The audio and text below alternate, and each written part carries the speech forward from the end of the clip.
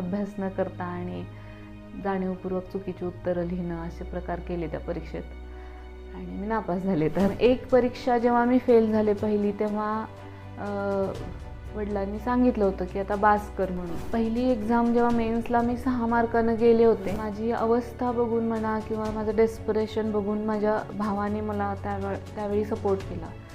पुण्यात राहत होते, तो खर्च सगळा भाऊ करत होता. बर्ट्रांड रसेलचं एक वाक्य आहे, आयुष्यात आपल्याला ज्या वस्तू हव्या असतात किंवा ज्या गोष्टी हव्या असतात त्यातल्या काही गोष्टी न मिळणं हे खरं सुख आहे. तर आपण आपल्या आयुष्यात कुठं आहोत आणि आपल्याला काय करायचं आहे अजून. ग्रो मोशनला सबस्क्राईब करा आणि एकही व्हिडिओ चुकवू नका.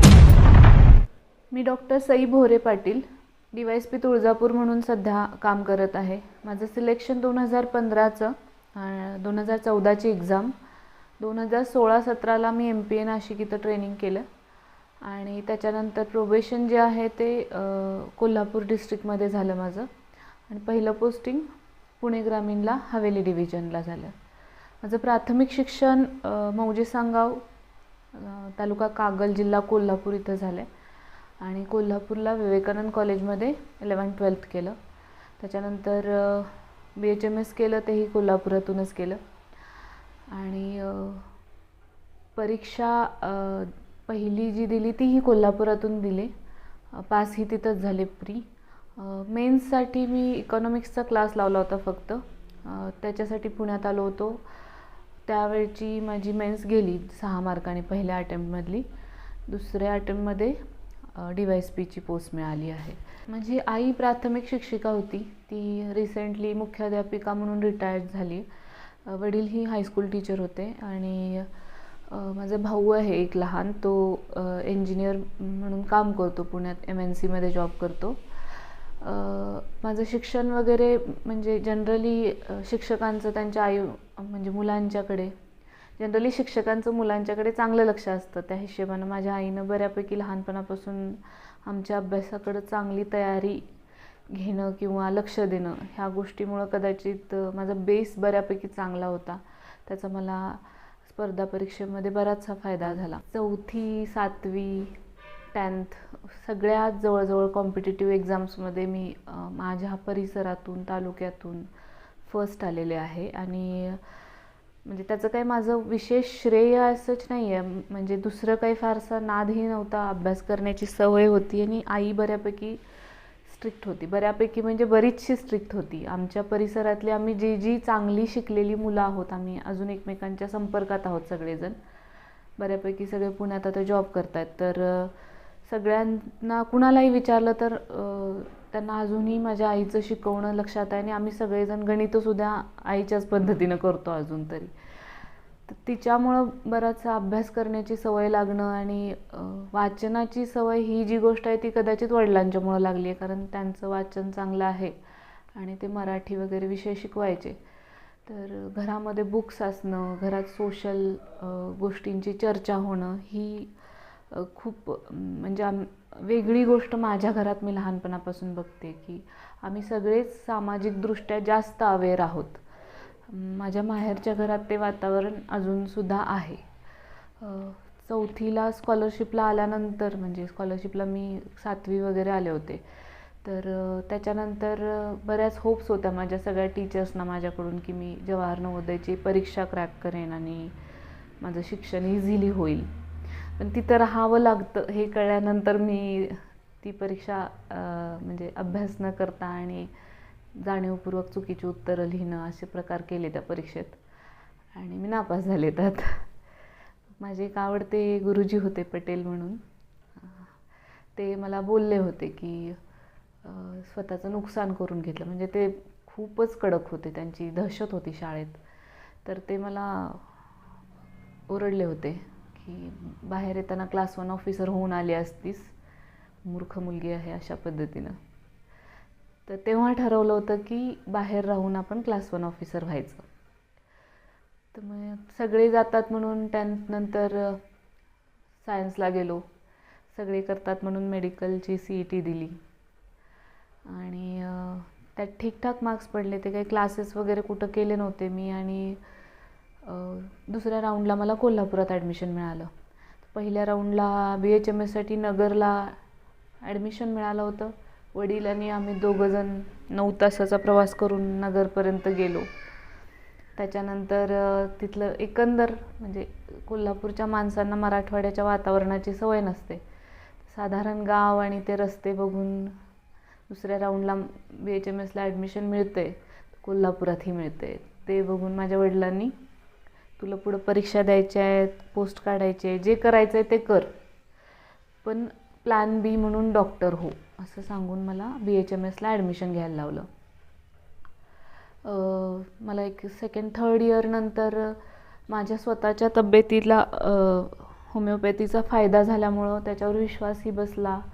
त्याच्यात मला गती होती आणि डॉक्टर श्रीकांत लंगडे आहेत कोल्हापुरात, त्यांची उषधदीप होमिओपॅथी नावाची एक एजन्सी संस्था आहे. तर त्यामध्ये मी इंटर्नशिपमध्ये प्युअर होमिओपॅथी करत होते, प्रॅक्टिस करत होते. बाय द टाईम मी इंटर्नशिपला गेलो होतो तोपर्यंत 23 वगैरे वर्ष होऊन गेली होती. घरात म्हणजे लग्नाची चर्चा सुरू झाली होती 24व्या वर्षी, आणि तिथून पुढे इंटर्न नंतर परीक्षा देणं, अभ्यास करणं ही खूप मोठी गोष्ट होती. म्हणजे आमच्या ज्या भागातून मी आले, आमच्या नातेवाईकांमध्ये कुणीही सिव्हिल सर्व्हिसेस केलेले नाही किंवा एवढी वर्ष कुठल्या मुलीला शिकण्याचा चान्स मिळालेला नाही. तरी माझ्या आईवडिलांनी बऱ्यापैकी सपोर्ट केला आहे. त्यांचं म्हणजे त्यांना गावाकडं ज्या गोष्टी ऐकाव्या लागत होत्या त्या खूप रेअरली माझ्यापर्यंत यायच्या. माझ्यापर्यंत त्यांनी जे टोमणे सहन केले किंवा जो त्रास सहन केला तो आला नाही. आणि बऱ्याच स्थळांना म्हणजे चांगल्या स्थळांना त्यांनी नकारही माझ्यासाठी दिला आहे. मग एक परीक्षा जेव्हा मी फेल झाले पहिली, तेव्हा वडिलांनी सांगितलं होतं की आता बास कर म्हणून. पहिली एक्झाम जेव्हा मेन्सला मी 6 मार्कानं गेले होते, तेव्हा वडिलांनी म्हणजे साधारण आता लग्नाचं बघायला सुरू करतो असं बोलले होते. तर माझी अवस्था बघून म्हणा किंवा माझं डेस्परेशन बघून माझ्या भावाने मला त्यावेळी सपोर्ट केला. मी पुण्यात राहत होते, तो खर्च सगळा भाऊ करत होता. तो लहान आहे माझ्यापेक्षा आणि तो त्यावेळी जॉब करत होता ऑलरेडी. तर त्याने माझा खर्चही उचलला आणि एक चान्स अजून देऊया असं माझ्यासाठी घरी तो बोलला होता. दुसऱ्या एक्झाममध्ये मला यश मिळालं, पण बाय दॅट टाईम म्हणजे मेंटली खूप डिप्रेस झालेलो, डेस्परेट झालेलो. ऑलरेडी एवढी वर्ष शिक्षणावर खर्च केली होती, हातात काही लागत नव्हतं. 2 वेळा PSIच्या परीक्षा पास झालो होतो. पोलीस सर्व्हिसमध्ये नव्हतं जायचं आणि दुसरं काहीच घडत नव्हतं. मग दुसऱ्या एक्झाममध्ये इंटरव्ह्यूला गेलो तेव्हा झालं सिलेक्शन, पण ते DYSP म्हणून झालं. त्यावेळी लग्न ठरलं होतं आणि माझे जे पती आहेत त्यांचं असं म्हणणं होतं की तुझं जे व्यक्तिमत्व आहे ते पोलीस सर्व्हिससाठी ठीक नाही आहे. तू तशी तितकी ॲग्रेसिव्ह नाहीत किंवा ओव्हरऑल फिजिकली पण तितका फिटनेस त्यावेळी नव्हता. पण हाती आलेली क्लास 1 पोस्ट सोडायचं तर तेवढंही धाडस नव्हतं माझ्यात. पुन्हा सगळं पहिल्यापासून करायचं वगैरे. तर मग बऱ्यापैकी म्हणजे आत्तापर्यंत करून पाहू, ट्राय करू असं करतच बऱ्याच गोष्टी केल्या होत्या. ही पण मी तशीच केली की बघू, ट्रेनिंगला जाऊ आणि मग ठरवू, नाहीतर मग पुन्हा अभ्यास करू, अशा हिशोबानं ट्रेनिंगला गेलो. तिथं फिजिकल फिटनेस तेवढा फारसा चांगला नसल्यामुळं बराच त्रास झाला. स्ट्रेस फ्रॅक्चर्स झाले पायाला, एक्सटेन्शन घ्यावं लागलं 1 वर्ष. आणि मग पुढच्या वर्षी पुन्हा जिम आणि फिटनेसची तेवढी तयारी करून मग ट्रेनिंगला गेलो आणि त्याच्यानंतर मग पोस्टिंग करून कोल्हापूरलाच गेलो माझ्या नशिबाने. तर प्रोबेशनच्या पहिल्या वर्षात बाकी ॲग्रेशन असणं किंवा फिटनेस असणं हा बेसिक क्रायटेरिया आहे पोलीस सर्व्हिसचा. फिटनेस इज मस्ट, पण ॲग्रेशन असायला पाहिजे असं मला स्वतःला वाटत नाही. माझे एक सिनियर खूप चांगले ऑफिसर आहेत, ते मला म्हणाले होते की बाकी सगळं चांगलं आहे पण तू ॲग्रेसिव्ह नाही आहेस. तर आत्तापर्यंत 9 मोका केले, इतके तपास केले, जवळजवळ 68 तपास केलेत मी सिरियस गुन्ह्यांचे. तर मला कधी अशी गरज वाटली नाही की आपण ॲग्रेसिव्ह असणं गरजेचं आहे. म्हणजे जो सीन असतो गुड कॉप बॅड कॉपमधला, त्यात मी आजपर्यंत कायम गुड कॉप राहिलेले आहेत. म्हणजे जितके कन्फेशन्स लोकांना मारहाण करून घेता आलेले नाहीत तितके मी चांगलं वागून घेतलेले आहेत.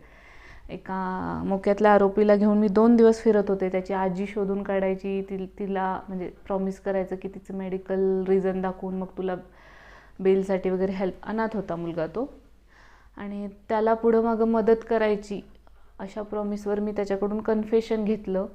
आणि त्याच्या भावाचं शिक्षण आत्ता मी करते आहे. तर ते विश्वास ठेवून लोक जेवढी मदत करतात तितकीशी मारहाणीनं होते असं मला वाटत नाही. सर्व्हिसमध्ये आलो तेव्हा वाटलं नव्हतं की मला पोलीस खात्यात काम करणं आवडेल किंवा जमेल. पण आता लक्षात आलं की धिस इज माय एलिमेंट. म्हणजे मला हे करायचं आहे आणि मला हे आवडतंय सुद्धा. सिलेक्शन होईपर्यंत चॅलेंजेस म्हणजे एक वेळ असते. म्हणजे ठराविक वेळेत तुमचं सिलेक्शन झालं आणि त्या वेळेत तुम्ही नोकरीला लागलात तर तुमची सेटलमेंट जी होते लवकर, त्यामुळं जी पीस असते ती माझ्या बाबतीत मला प्रॉब्लेमॅटिक वाटते की मला लवकर सिलेक्शन झालं नाही. कारण माझं एज्युकेशनच ऑलरेडी 5.5 वर्षाचं ग्रॅज्युएशन, त्याच्यानंतर 1 वर्ष गॅप आणि त्याच्यानंतर मग सिलेक्शन झालं आहे माझं. तर तो जो पिरियड होता तो अस्वस्थतेचा आणि अशांततेचा होता आणि भीतीचा होता. पुढं काय होणार ही जी जनरल भीती होती ते माझ्यासोबत कायम राहील. मेंटल जो हे होतं म्हणजे डेस्परेशन होतं ते पुन्हा अनुभवण्याची माझी तर इच्छा नाही आहे. दुसरी गोष्ट, सिलेक्शन झाल्यावर पण प्रोबेशनच्या दरम्यान मला प्रेग्नन्सी होती. म्हणजे प्रोबेशनमध्ये मला वाटतं मी 462 वगैरे रेड केल्या होत्या. प्रोबेशनमध्येच लाठीचार्ज केला होता मी.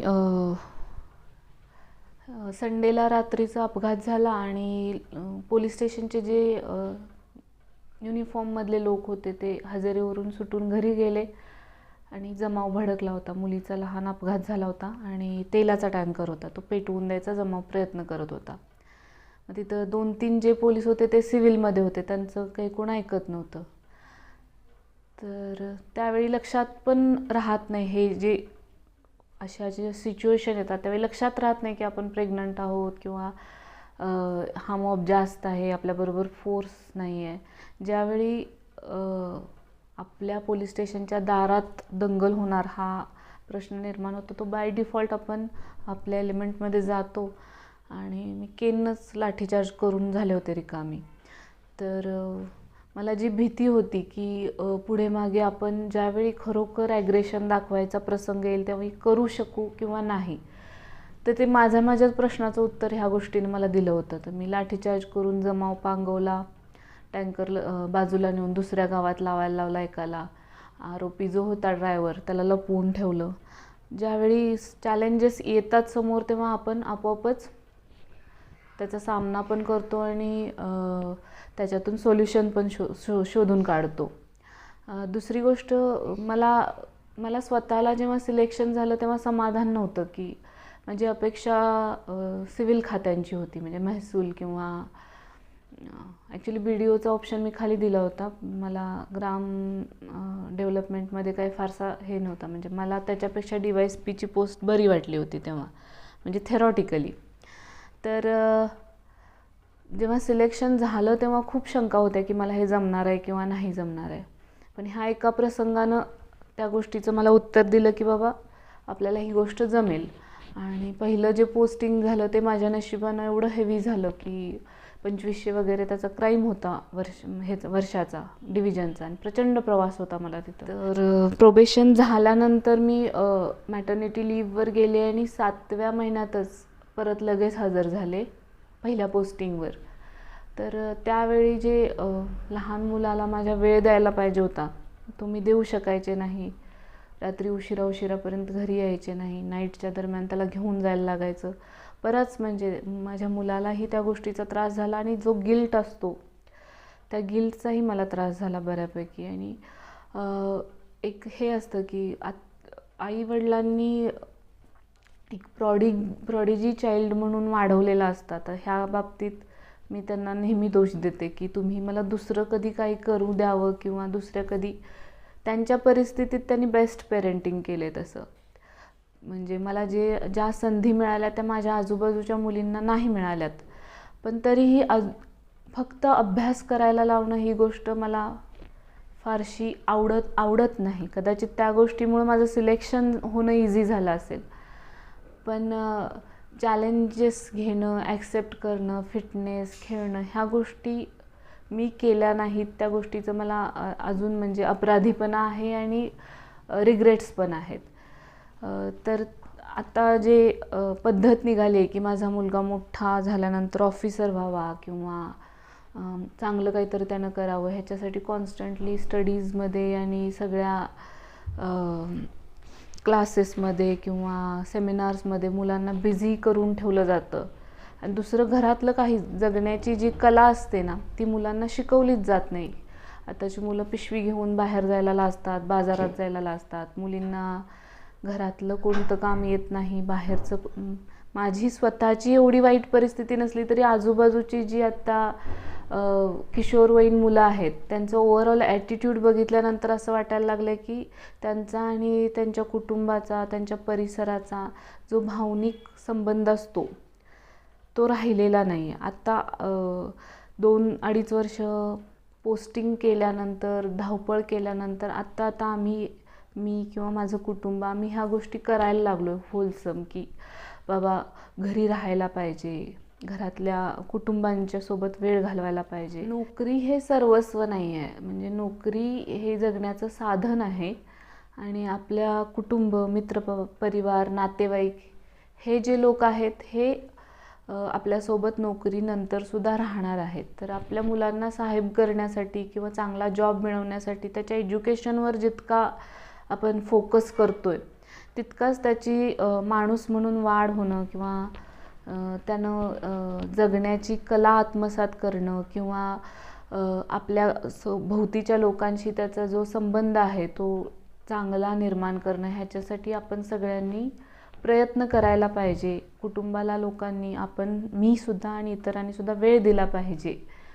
हे मी हवेलीचं एकदम हेवी पोस्टिंग केल्यानंतर शिकलेले तत्त्वज्ञान आहे, ते मला सांगायचं होतं. MPSC करण्याचं जेव्हा ठरवलं तेव्हा मला स्वतःला माहीत होतं की मी महाराष्ट्राच्या बाहेर राहू शकणार नाही. म्हणजे माझे जे कुटुंबीय आहेत ते एवढा प्रवास करू शकणार नाहीत एकंदर तब्येत आणि सगळ्यांचं हे बघता.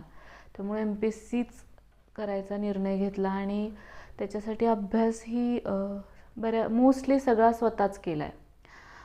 इकॉनॉमिक्स मला थोडं जड जात होतं, तर मी कोळंबे सरांचा क्लास केला होता. आम्ही जेव्हा अभ्यास करत होतो तेव्हा त्यांचा क्लास चांगला असं सगळे सांगत होते. त्यामुळं रंजन कोळंबे सरांचा इकॉनॉमिक्सचा क्लास मी केलेला आहे आणि बाकीचा अभ्यास स्वतःच रेफरन्स बुक्समधून वगैरे केला आहे.